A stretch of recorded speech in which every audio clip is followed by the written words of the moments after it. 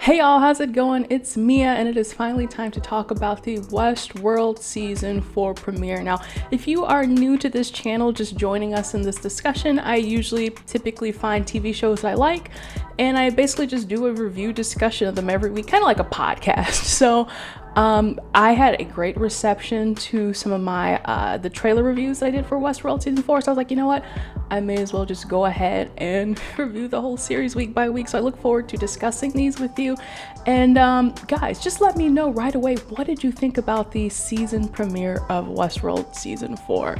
I was actually quite excited, and I know I've had some reservations about where they took the season with season 3, but this really seems like a promising start. So be sure to leave a like and comment right now and just let me know what you thought about the premiere overall, because I'm really excited to talk about it with you guys. Just as a small note, this is late because if you don't know already, I was on vacation last week when the episode came out, so I do look forward to putting out my review discussions out every Monday, and I know episode 2 is already coming out, so I'm really excited about that. But let's talk about the synopsis for kind of where we're jumping in with this premiere episode, because we are experiencing a bit of a time jump. So from what I've gathered, and this is just my notes, we are 7 years out from the end of season 3, where they had this big riots because all the humans had learned about Rabahome, and if you know me, I will never pronounce that name right, but you know, they kind of came to this awareness that this AI was kind of tracking them and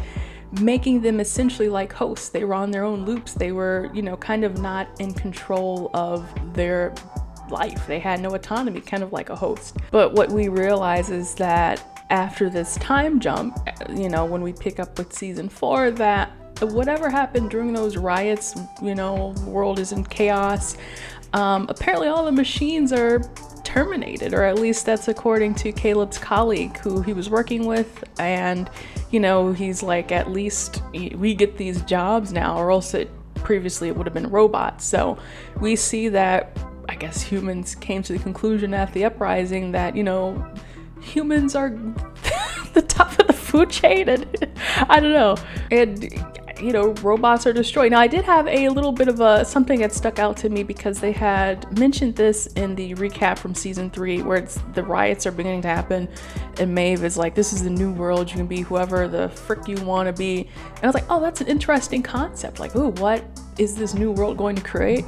And to me, it seems like nothing drastic happened. You know, it just went back to a time like today where humans are in charge, and you know, to me it doesn't seem like they took that storyline and did anything with it. I will be surprised if they did, because I'm like, Caleb just went back to being a construction worker, you know, that's not really exciting.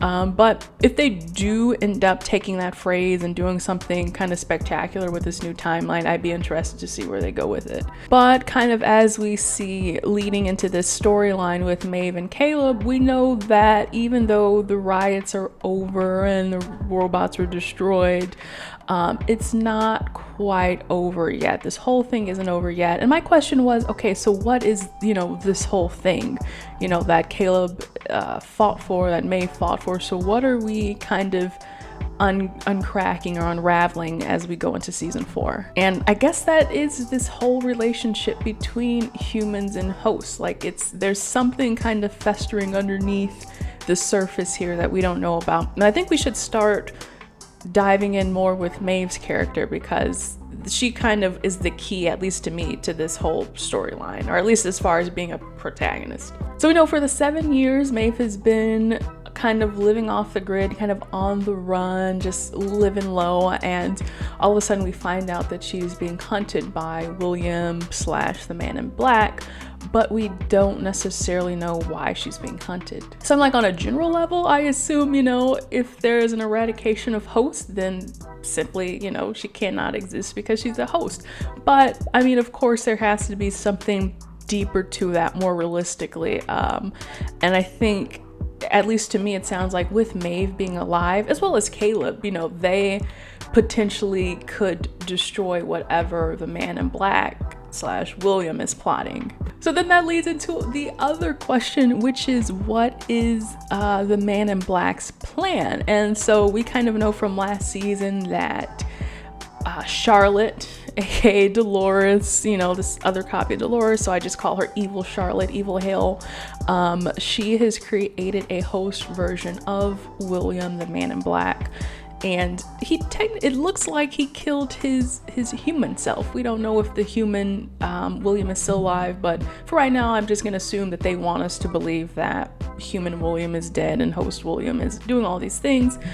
And no one knows that he's parading around as a host right now as Evil Charlotte's puppet. So as we get into kind of in the beginning of the story, we see that he is just buying up a bunch of property. It's seemingly insignificant, but we do see him, you know, kind of out in Vegas and near the Hoover Dam, and he's trying to buy that property from, I don't know if they're a cartel or a legitimate business. And the big question here is, why is he buying all of these properties? And I'm assuming it has something to do as well with Charlotte using him for her plan. So we see what was interesting was they had underneath the Hoover Dam, right? I'm assuming that's what that is. They had these servers, right? Rows and rows of servers. And I can only assume that it's Ravenholm under there, you know, the big AI, because he said that he was interested in getting some sort of data, and he was talking about a friend who's dead who had a connection to it, who I'm assuming is Dolores, because she sacrificed her life to end that whole program. So there's something within Ravenholm's code or the AI, the programming, that Charlotte and William need in order to carry out whatever plan that they're trying to carry out. So what I'm thinking is, and this is just my theory, let me know what your theories are down in the comments so far about what is going on with William. But I think that our Evil Charlotte kind of has a plan to reverse the kind of flip the script as far as the humans and the host and the whole hierarchy about that. So as I was saying, Ravenholm is able to kind of control in a way, right, human beings. So I'm like, okay, well, what if her plan is to get a hold of that programming again and to kind of have it in place, and then essentially she as a host can be in control of the humans programming the way the humans used to be in control of the host programming back at the parks. And what I was also questioning as far as, you know, what they're doing, what struck me was in the beginning when they were speaking to the man, William was trying to make that negotiation, and then whatever happened, they sent those flies to his home, which was really creepy. And then all of a sudden he was like in this trance, and he was basically under William's control. So the question is, was that guy a host or was he a human? And if he's human, did they already find a way to begin controlling humans without the use of Ravenholm or an AI or something like that? So that's really interesting. And I don't know, guys, let me know where you think they're gonna take it. I do think when we finally see Charlotte Hale, because we haven't seen her yet in this new episode, but when we do see her, I think we are going to get some kind of reveals about her plan and what's going on. It also occurred to me, if the human William is not actually dead, he might be able to, you know, thwart the plan somehow. Could you imagine having the two doubles, the host one and the real one, coming face? That would be so trippy. And I only say if he is still alive because on the the Westworld fandom wiki page it says, you know, seemingly killed him. I thought he was dead, but now when you throw in the seemingly killed him, that kind of just opens up a whole nother can of worms.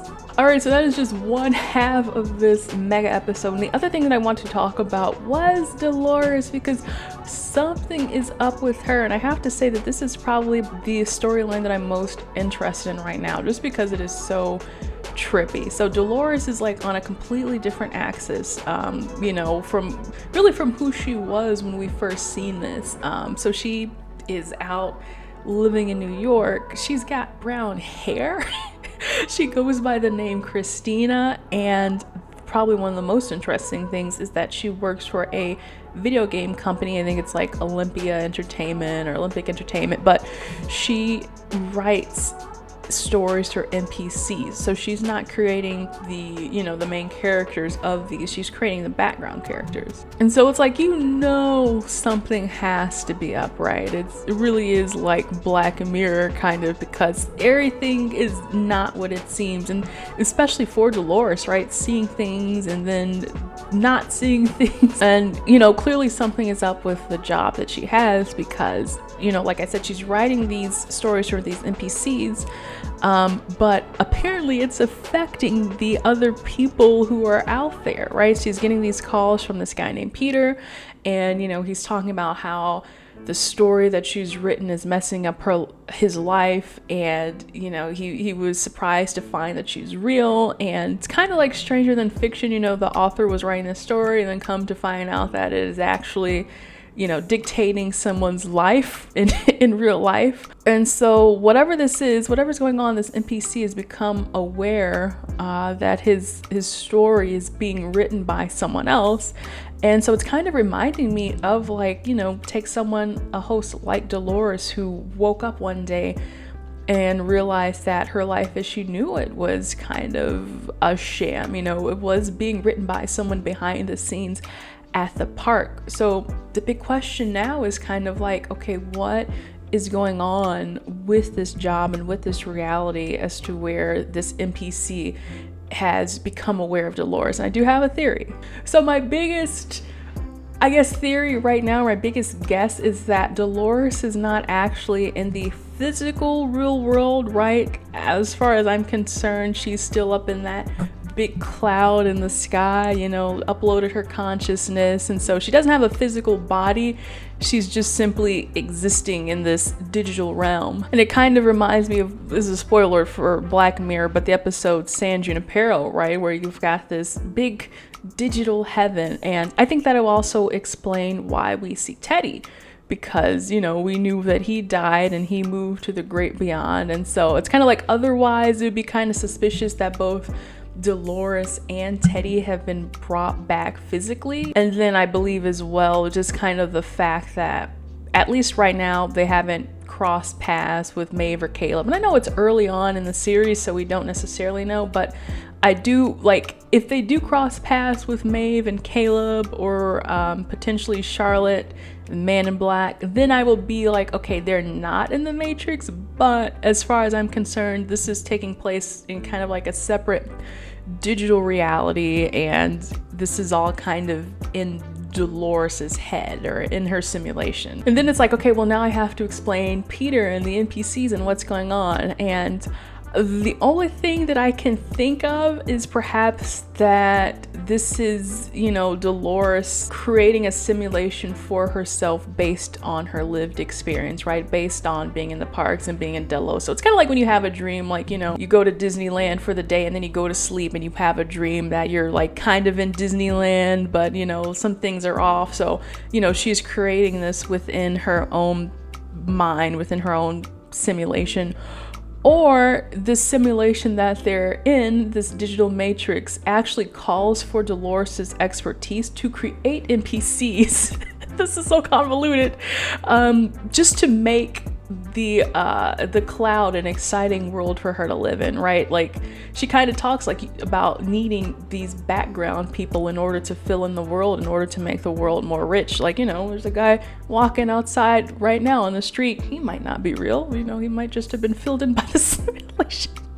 And now I'm going crazy. But, that being said, I don't really necessarily know how the tower fits into this. It might just be red herring, or it might kind of be, I don't know, maybe there is a central intelligence going on in that matrix that Dolores is in, kind of like a god of that world. And they're like, we are in this tower, this is where we're creating everything, and we kind of just need Dolores to help create this world that we're creating. I don't know, this is trippy, y'all, but that's Westworld for you. So I'm gonna leave it here. As you can see, I'm having fun with this. I'm really enjoying some of the storylines that they're dropping, and like I said, especially with Dolores, I think it to me is the best story so far, because it is just so mind-boggling, and I am happy to see Teddy back. James Marsden is so awesome.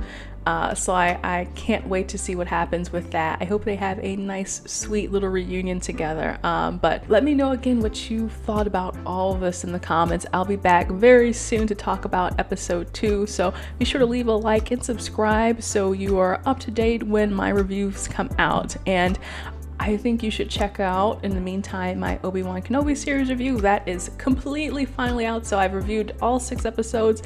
I think you might enjoy that. Go check that out, and otherwise, I'll see you in the next video. Bye.